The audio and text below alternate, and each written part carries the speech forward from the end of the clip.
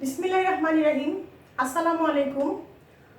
আমার প্রিয় অনার্স দ্বিতীয় বর্ষের হিসাব বিজ্ঞান বিভাগের ছাত্রীরা, ঢাকা উইমেন কলেজ অনলাইন ক্লাসে তোমাদের সবাইকে স্বাগতম জানাচ্ছি। আমি ফারজানা খান, প্রভাষক, হিসাব বিজ্ঞান বিভাগ, ঢাকা উইমেন কলেজ। আজ আমি তোমাদের intermediate accounting course title intermediate accounting course code 2,22,505 এর দ্বিতীয় অধ্যায় থেকে একটা অঙ্ক শিখাবো। চ্যাপ্টারটার নাম হচ্ছে plant asset, natural resources and intangible asset. তো আমি তোমাদের একটা বোর্ডের অঙ্ক করাবো, একটু খেয়াল করো সবাই। অঙ্কটা শুরু করার আগে আমি তোমাদের অঙ্কটা একটু পড়ে শোনাচ্ছি। দেখো, globe company purchase A machine at a cost টাকা 18,000 on January 1, 2012. The machine is expected to have a salvage value of টাকা 2,000 at the end of 4-year useful life. Prepare depreciation schedule for the following method. তাহলে এখানে দুটা করতে বলেছে, দুইটা ডিপ্রিসিয়েশনে দুইটা method follow করতে বলেছে। একটা হচ্ছে স্ট্রেট লাইন মেথড আর 2 নাম্বার হচ্ছে ডাবল ডিক্লাইন মেথড।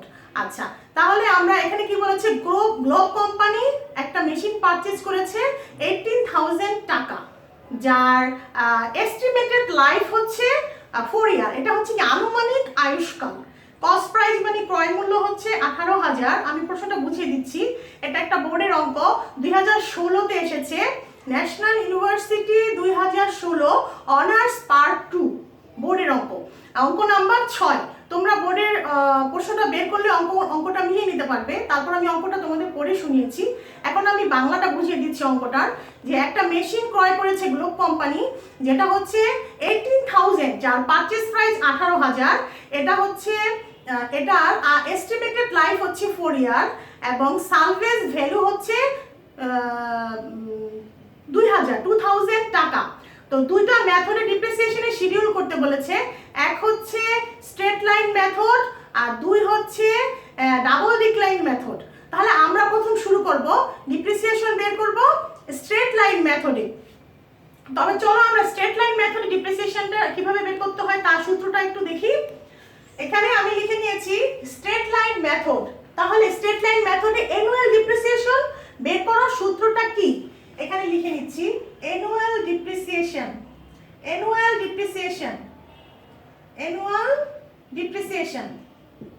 এই সূত্রটা কি হবে? অ্যানুয়াল ডিপ্রিসিয়েশন, এটা সূত্রটা হবে কস্ট, স্ট্রেট লাইন মেথডের সূত্রটা হবে cost plus installation cost plus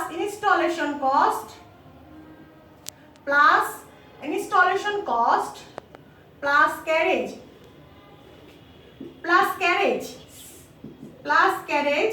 cost plus installation cost plus carriage, এইগুলো যোগ করে এর সাথে বিয়োগ হবে minus salvage value. Cost plus installation cost plus carriage minus salvage value divided by estimated life. সূত্রটা হচ্ছে cost plus installation cost plus carriage minus salvage value divided by estimated life. তো আমরা আসি, তাহলে অঙ্ক সূত্র অনুযায়ী আমাদের কি পড়েছে এখানে, কস্ট, মেশিনের কস্ট কত ছিল? 18,000 টাকা। তাহলে 18,000 টাকা, 18,000 এর সাথে এর কোনো ইনস্টলেশন কস্ট ছিল? এর সাথে এর কোনো ইনস্টলেশন কস্ট ছিল না, ক্যারেজও ছিল না। তাহলে শুধু ছিল কি সালভেজ ভ্যালু। সালভেজ ভ্যালু কত ছিল? সালভেজ ভ্যালু ছিল 2,000 টাকা আর এস্টিমেটেড লাইফ হচ্ছে 4 ইয়ার। তাহলে এখানে আমরা সূত্র অনুযায়ী অঙ্কটা বসাই নিলাম যে কস্ট হচ্ছে 18,000, salvage value minus salvage value কত 2000 আর এস্টিমেটেড লাইফ হচ্ছে 4 ইয়ার, তাহলে আমাদের ডিপ্রিসিয়েশন আসে কত টাকা 4000 টাকা। ঠিক আছে? আচ্ছা, তাহলে আমরা এটুকু তো বুঝতে পারলাম যে এটার ডিপ্রিসিয়েশন এক্সপেন্স আসে 4000 টাকা।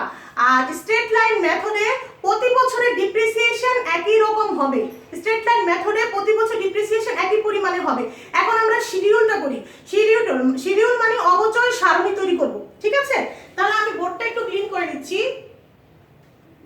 অবচয় সারণী তৈরি করার জন্য বোর্ডটা ক্লিন করে নিচ্ছি। এখানে আমরা শিডিউল করব, কয়টা বছর বলেছে 4 বছর বলেছে, 4 বছরের ডিপ্রিসিয়েশন শিডিউল তৈরি করে নিতে হবে আমাদের। আচ্ছা, এটার জন্য আমাদেরকে ঘর লিখে নিতে হবে 5টা, টাকার ঘর হবে 5টা।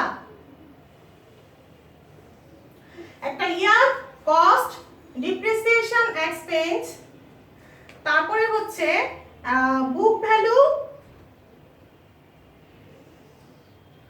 তারপরে হচ্ছে বুক ভ্যালু, তারপরে হচ্ছে অ্যাকুমুলেটেড ডিপ্রিসিয়েশন। তাহলে আমরা প্রথম এটা হচ্ছে শিডিউল অফ ডিপ্রিসিয়েশন, উপরে লিখে নিচ্ছি আমি শিডিউল অফ ডিপ্রিসিয়েশন। আচ্ছা, এটা অ্যানুয়াল ডিপ্রিসিয়েশন কত বের করলাম 4000 না 4000 টাকা, সূত্র অনুযায়ী বের করে নিলাম এটা 4000। আচ্ছা, তাহলে আমরা এখানে লিখে নেই schedule of depreciation, schedule of depreciation, schedule of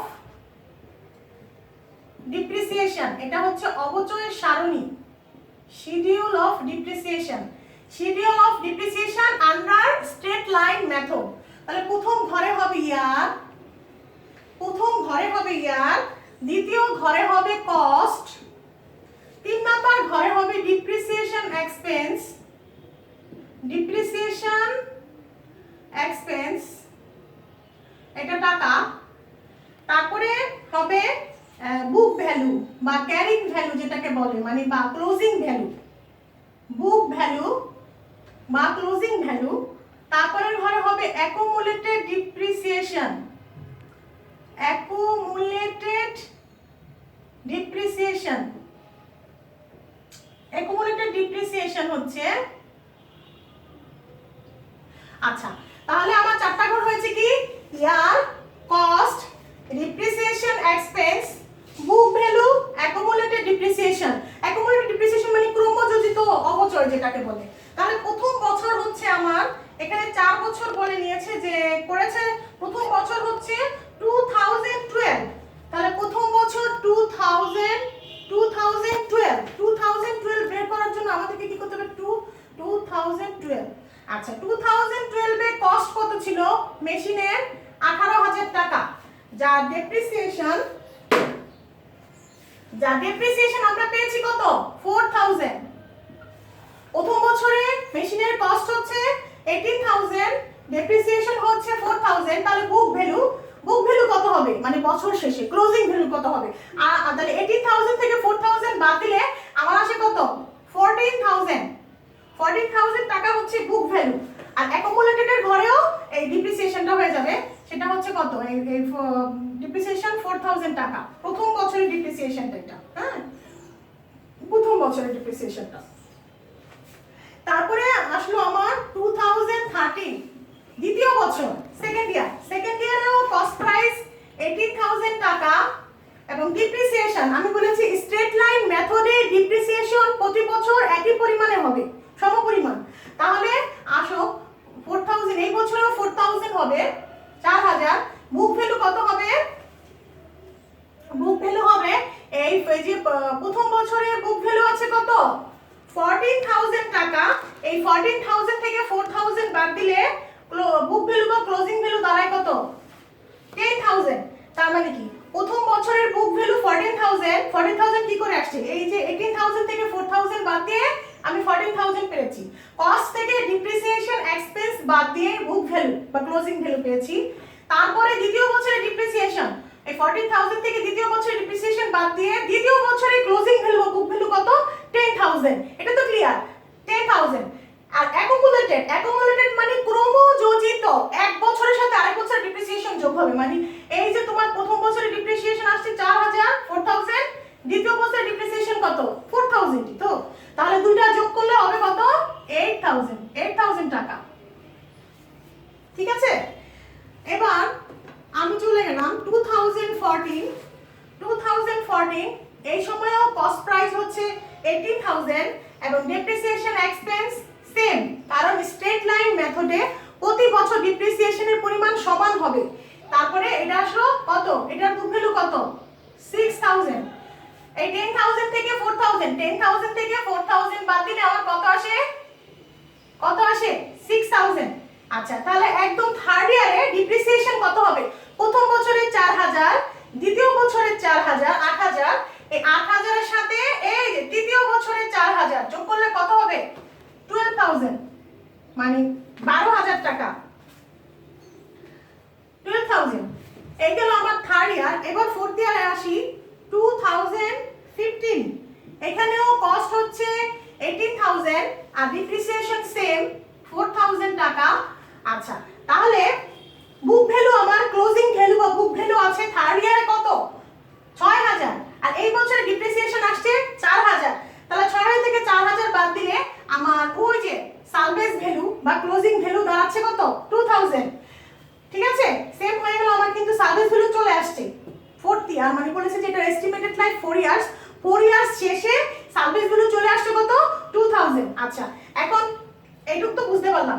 এখন এই 3 নাম্বার বছরের অবচয় 12000 এর সাথে এই চতুর্থ বছরের অবচয় যোগ করি, 12000 আর তাহলে 12000 আর 4000 যোগ করলে কত আসে 16000 টাকা। আচ্ছা, এটা আমরা অবশ্যই বুঝতে পারলাম স্ট্রেট লাইন মেথডে ডিপ্রিসিয়েশন কি করে হয়, অনেকটা ক্লিয়ার। প্রতি বছর একই পরিমাণে অপচয় এবং বুক ভ্যালু এটা থেকে এটা বাদ দিয়ে হয়েছে। আর ক্রমযোজিত হবে কি, যে তোমার প্রতি বছরের অপচয় যোগ করে করে ক্রমযোজিত হবে। 4000, তারপরের বছর 4000 8000, তারপরের বছর 4000 12000, তারপরের বছর 4000 16000। ডিপ্রিসিয়েশন অ্যাকুমুলেটেড এভাবেই হবে। এটা গেল আমাদের স্ট্রেট লাইন মেথডে। এটা কিভাবে গেল স্ট্রেট লাইন মেথড। এখন আমরা আসি ডাবল ডিক্লাইনিং মেথড। যাকে বলে ডাবল ডিক্লাইনিং মেথডের সূত্রটা কি হবে?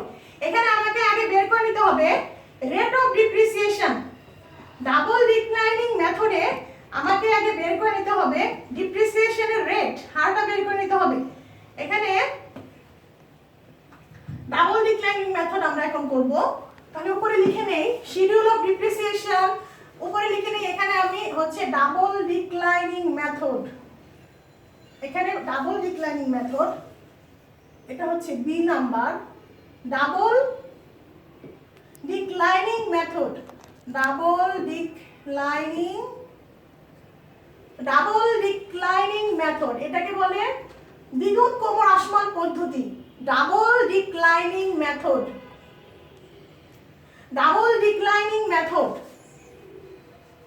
এটা হচ্ছে দ্বিগুণ ক্রমহ্রাসমান পদ্ধতি। তো এই ঘরের বেলায় একটু পার্থক্য হবে। রেট অফ ডিপ্রিসিয়েশন আস্তে আস্তে কি করে যাবে, কমে যাবে, ডিপ্রিসিয়েশনের পরিমাণটা কমে যাবে। আচ্ছা, তাহলে ডাবল ডিক্লাইনিং মেথডে আমি আগে বের করব রেট অফ ডিপ্রিসিয়েশন।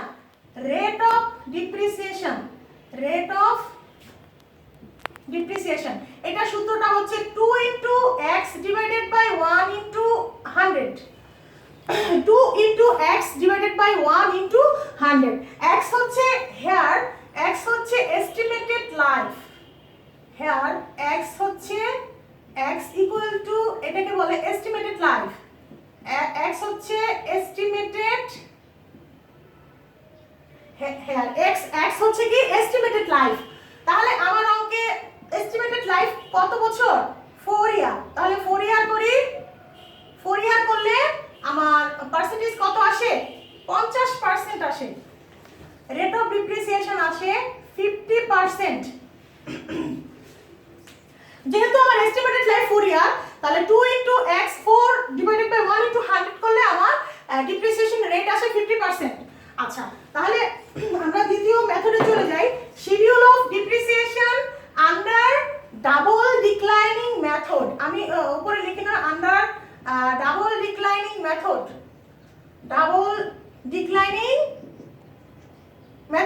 আচ্ছা, তাহলে 2012 এ কস্ট হচ্ছে কত? 18,000। 2012 এ প্রথম বছর কস্ট হচ্ছে 18,000। ডিপ্রিসিয়েশন কি করে বের হবে? এটা তো ডিপ্রিসিয়েশনের কোনো আমরা বের করে নিইনি, পার্সেন্টেজ করতে হবে। তাহলে প্রথম হচ্ছে আমার 18,000 এর উপরে আমি পার্সেন্টেজ করব, 18,000 এর উপরে 50% করব। 18,000 এর উপরে 50% করলে আমার ডিপ্রিসিয়েশন আসে 9,000 টাকা। হ্যাঁ, আমরা করে নিই ক্যালকুলেটর হাতে নিয়ে। 18,000 এর উপরে যদি আমি 50% করি তাহলে আমার আসে কত? 9,000 টাকা। কস্ট প্রথম বছরের কস্ট 18,000 এর উপরে 50% করলে 9,000 টাকা। তাহলে বুক ভ্যালু কত দাঁড়াবে? এই কস্ট থেকে ডিপ্রিসিয়েশন বাদ দেই, কস্ট থেকে যদি ডিপ্রিসিয়েশন বাদ দেই মানে এই 18,000 থেকে যদি আমি এই 9,000 টাকা প্রথম বছরের অবচয় বাদ দেই, ক্রয় মূল্য থেকে যদি অবচয় বাদ দেই তাহলে বুক ভ্যালু আমার দাঁড়ায় কত? সেম 9,000 টাকাই তো, 9,000 টাকা। অ্যাকুমুলেটেড ডিপ্রিসিয়েশনও সেম, ডিপ্রিসিয়েশন যা আসবে তাই। আচ্ছা, তারপর দ্বিতীয় বছর 2013 কস্ট প্রাইস 18,000 টাকা, কিন্তু আমি ডিপ্রিসিয়েশন কি করে বের করব? ডিপ্রিসিয়েশন বের করব বুক ভ্যালুর উপরে। সব সময় ডিপ্রিসিয়েশনটা করব বুক ভ্যালুর উপরে। আমরা জানি যে ডাবল ডিক্লাইনিং মেথডে ডিপ্রিসিয়েশনের হার আস্তে আস্তে কি করে? কমে যায়। তাহলে বুক ভ্যালু আমার কত? 9,000। 9,000 টাকার উপরে আমি 50% করি, 9,000 টাকার উপরে যদি আমি 50% করি তাহলে আসে 4,500 টাকা। 4,500 টাকা আসে আমার দ্বিতীয় বছরের অবচয়। তাহলে দ্বিতীয় বছরের অবচয় আসলে আমি 9,000 থেকে 4,000 টাকা বাদ দেই, প্রথম বছরের যে ক্লোজিং ভ্যালু বা বুক ভ্যালু তার থেকে যদি আমি অবচয় বাদ দেই তাহলে আমার দ্বিতীয় বছরের বুক ভ্যালু দাঁড়ায় কত? 4,500 টাকা। এই যে আমি অ্যারো দিয়ে নিচ্ছি, নিচে একটু বোঝার চেষ্টা করো। এই যে এইটা, তাহলে 9,000 থেকে 4,500 টাকা বাদ দিলে আসে আমার বুক ভ্যালু কত? 4,500 টাকা। তাহলে দ্বিতীয় বছরের অ্যাকুমুলেটেড ডিপ্রিসিয়েশন কত দাঁড়াবে? প্রথম বছরের 9,000 আর দ্বিতীয় বছরের 4,500 যোগ করলে কত আসে? হ্যাঁ, 13,500 টাকা, মানে 13,500। এবার আসলো 2014। 2014 এর কস্ট প্রাইস আমি সাধারণত একই রকম ধরে, কিন্তু আমরা ডিপ্রিসিয়েশন করব ক্লোজিং ভ্যালুর উপরে। ক্লোজিং ভ্যালু এটা কত? দ্বিতীয় বছরে 4,500। তাহলে এটার উপরে 50% করি, আমার আসে কত? হ্যাঁ, 2,250 টাকা। 2,250 টাকা, ঠিক আছে? 2,250 টাকা আমি যদি 4,500 টাকা থেকে 2,250 টাকা বাদ দেই, বাদ দিলে আমার বুক ভ্যালু বা ক্লোজিং ভ্যালু আসে 2,250 টাকা। এখন আমি 3 নম্বর বছরের অবচয় অ্যাকুমুলেটেড ডিপ্রিসিয়েশন করব। প্রথম দ্বিতীয় বছরের সাথে তৃতীয় বছরের অবচয় কি করব? যোগ করে নিব, তাই তো? তাহলে 13,500 এর সাথে 2,250 টাকা যোগ করলে আসে 15,750 টাকা। আমি এখানে অ্যারো দিয়ে বুঝাই নিচ্ছি, একটু বুঝলেই হবে জিনিসটা কিভাবে আসলো। আচ্ছা, এটা গেল আমার থার্ড ইয়ার। এখন ফোর্থ ইয়ার আসলো। কস্ট প্রতি বছর তো সেই 18,000 টাকা, কিন্তু আমি চতুর্থ বছর এসে এই যে ক্লোজিং ভ্যালু এর উপরে 50% করতে পারবো না। কেন পারবো না? কারণ এটা হচ্ছে আমার বছরের শেষ, মানে এটা আনুমানিক আয়ুষ্কালের শেষ বছর। তাহলে এখানে আমার বলেছে যে আনুমানিক আয়ুষ্কালের শেষ বছরে এর সালভেজ ভ্যালু হবে কত? 2,000 টাকা। তাহলে সালভেজ ভ্যালু 2,000 বসাই দিলাম। 2,000 থেকে এইটা যদি আমি বাদ দিই, এই 2,250 টাকা থেকে যদি আমি 2,000 টাকা সালভেজ ভ্যালু বাদ দেই তাহলে আমার চতুর্থ বছরের ডিপ্রিসিয়েশন আসে 250 টাকা। তারপরে আমি দ্বিতীয় বছর অবচয় যোগ করে নিই, এই তিনটা যোগ করলে আমার কি আসে? ক্রমযোজিত অবচয় 16,000 টাকা। কত আসে? 16,000 টাকা। আচ্ছা, তাহলে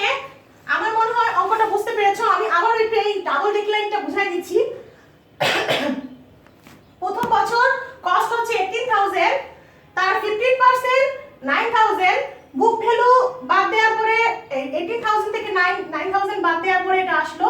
তারপরে অ্যাকুমুলেটেড যা তাই, অ্যাকুমুলেটেডটা হচ্ছে প্রতি বছর অবচয় যোগ করে করে হবে, এক বছর, প্রথম বছর, দ্বিতীয় বছর, তৃতীয় বছর, চতুর্থ বছর যোগ করে হবে। তাহলে আমার মনে হয় লাস্ট পর্যন্ত অঙ্কটা বুঝা গেছে, আমি শিডিউলটা শুধু বুঝিয়ে দিয়েছি। আরেকদিন জার্নালাইজ করা এবং লেজারে ট্রান্সফার করা এগুলো আমি শিখাই দিব। তো এই লেভেলের যতগুলো অঙ্ক আছে সব বোর্ডে যতগুলো আসছে সবাই বাসায় অবশ্যই নিজেরা চেষ্টা করবে মেয়েরা। তো আজ আমি তোমাদের কাছ থেকে বিদায় নিচ্ছি, অবশ্যই আরেকদিন দেখা হবে ইনশাল্লাহ। সে পর্যন্ত তোমরা সবাই ভালো থাকো, সুস্থ থাকো, বাসায় থাকো, নিরাপদে থাকো। তো আজ রাখি, আল্লাহ হাফেজ, আসসালামু আলাইকুম।